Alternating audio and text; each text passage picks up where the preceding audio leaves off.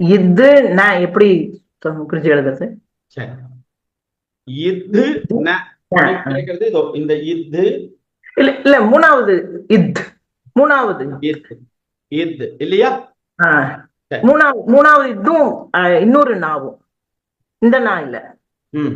பெரிய நா. மூணாவது தேர்டு இது. தேர்டு இது. ஆ, இத பாரு, நான் எழுதி காமிக்கிறேன், அது வந்து பாருங்க. ஆ, ஆ, இதான் ந. ஆ, இது ரெண்டும் சேர்த்தா எப்படி ஆகும் அதானே? ஆ, ஆமா ஆமா. ஆ, இது ரெண்டும் சேர்ந்ததுன்னா இங்க பாரு, இங்க பாரு, தின அப்படின்னு புரியுறதா? ஓ, இப்ப கீழே இது வராதா நான்? புரியல? இந்த இல்ல நான் வராது. கீழே வராதா? வராது. ஓஹோ. சி ம். சில அக்ஷரங்கள் தான் அது மாதிரி கீழே வந்து அது தன்னுடைய உச்சரிப்பை சொல்லுன்னு இருக்கு. ஓகே. சில அக்ஷரங்கள்லாம் வரும்போது இது அப்படியே தான் இருக்கும், பக்கத்துல இதே மாதிரி தான் எழுதி. புரியுறதா? அப்ப நடுவுல இந்த இது வரலாமா? அந்த ஹலந்தம் வரலாமா? ஒரு வரலாம், வேர்ட்ல வரலாம். ஓ, வரலாம், இது வரலாம். exception. ஓ, சில இதுக்கு இல்லையா? சொல்றேன், ஆ, வரலாம். ஆ. எல்லா இடத்துக்கும் போட முடியாது, ஓ, சரி சரி சரி சரி. சில இடங்களுக்கு தான் போடணும். ஓ, இந்த மாதிரி இது ஸ்பெஷல் இதுக்கு மாத்திரம் போட்டுக்கணும். ஓகே ஆமா. ஓகே. நானு எதுக்குமே வராதுன்னு நினைச்சிட்டேன். அந்த ஹலந்தம் வந்து நடுவுல வரக்கூடாதுன்னு நினைச்சிட்டோம் இல்லையா? இப்ப ஸ்டார்டிங்ல இல்லாட்டி எண்டுல வரணும்.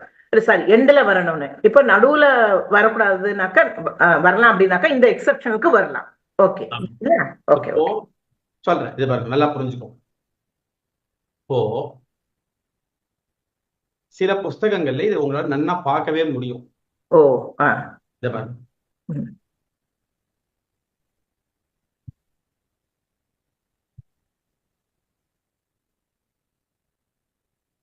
சங்கிரஹ என்ன சொல்றா? சங்கிரக. ஆ. இது இப்ப சொல்லும் போது இஸ் இங்கு. நான் கேட்கறது எழுதுறது புரியுறதா? பார்த்துட்டேன். தெரியாது. ரெண்டு வேர்டையும் நீங்க ப்ரொனவுன்ஸ் பண்ணீங்கன்னா ஒரே ப்ரொனவுன்சியேஷன் தான். Okay okay. சங்கிரஹ, சங்கிரஹ. சரியா? Okay okay. சரி சுவாமி, இப்ப நான் கேட்டதுக்கு இதுக்கு என்ன சம்பந்தம் அப்படின்னா, ஆ. இந்த அக்ஷரம் இது மாதிரி போடுறா இல்லையா? ஆமா. ஹலந்தம் போட்டுக்கலாம். இது இது வந்து சில புஸ்தகங்கள்ல நீங்க இது மாதிரியே பார்க்க முடியும். சரியா? Okay okay okay. சில புஸ்தகங்கள்ல இது மாதிரி பார்க்க முடியும். சரியா? Okay okay. நம்ம ஓகே. என்ன கேட்போம்? இதுதான் கரெக்டா, அப்ப இது தப்பா அப்படின்னா கிடையாது. இது கரெக்ட் தான், இதுவும் கரெக்ட் தான். சில பேர் இதை யூஸ் பண்ணிக்கிறா, சில பேர் இதை யூஸ் பண்ணிக்கிறா. சரியா? Okay okay okay. சில பப்ளிஷர்ஸே இது மாதிரி எழுதுறா அப்படின்னும் போது இது பேட்டர்ன்ல இருக்கிறதுனால தானே எழுதுறா. ஆமா ஆமா ஆமா. Correct correct. அப்போ ஹலந்தம், ஹலந்தம்னு சொல்லக்கூடிய இந்த ஸ்டோக்கு போடக்கூடிய இந்த எழுத்தானது இடங்கள்ல வரும். ஓ, சரி சரி. Okay okay. சம் எக்ஸெப்ஷன் இருக்கு. Okay okay okay. தன்யவாதம் தன்யவாதம். எல்லா இடத்துலயும் போடக்கூடாது, போடக்கூடாது. Okay okay. தன்யவாதம் தன்யவாதம் தன்யவாதம். சுவாமி, இப்ப ஒரு சந்தேகம். ம். இக்கு பிளஸ் த ம். போடும்போது இக்கு ஹாஃப் லெட்டரும் தாவும் போடுறோம் இல்லையா? ம். அதுக்கு இன்னொரு பேட்டர்ன் வேற இருக்காங்க. இருக்கு, ரெண்டுமே இருக்கு. இத பாருங்க,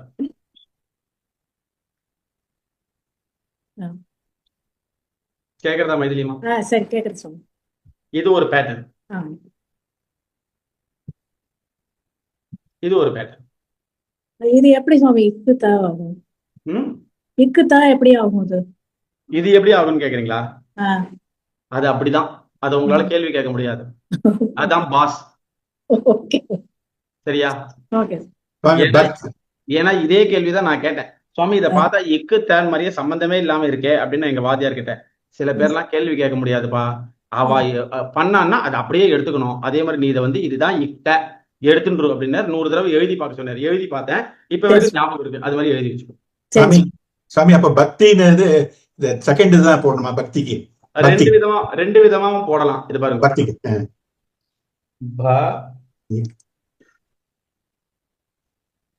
பக்திஹி. சரியா?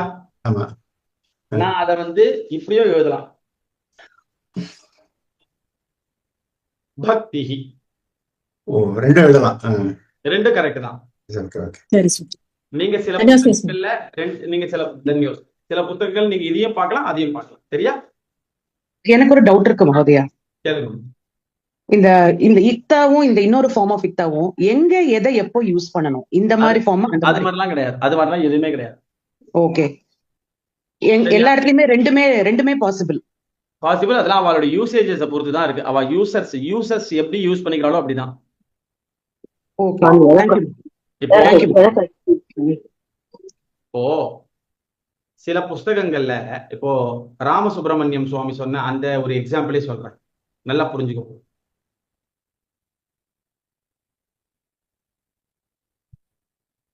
பக்திஹி எழுதியாச்சு. இப்போ ராமசுப்ரமணியம் சுவாமி என்ன சொன்னார்? சுவாமி இது மாதிரி நீங்க எழுதிட்டீங்க, ஆனா நான் ஒரு புஸ்தகம் வாசிச்சேன், அந்த புஸ்தகத்துல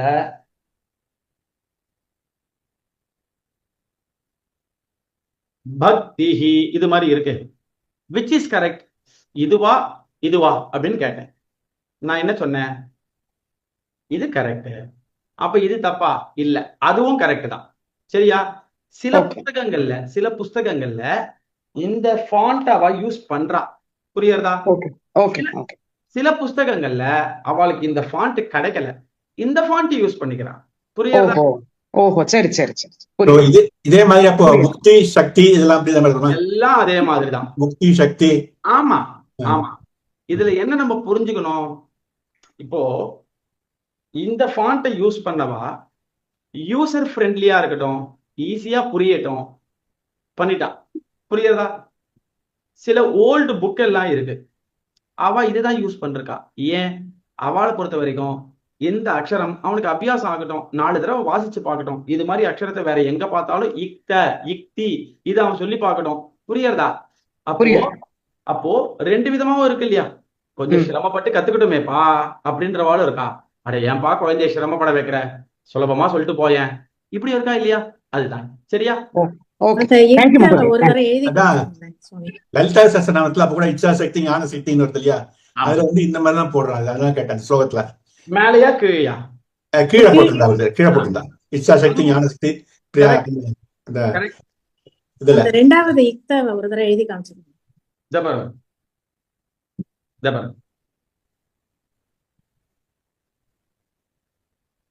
சரி சுவாமி, தன்யவாத் சுவாமி.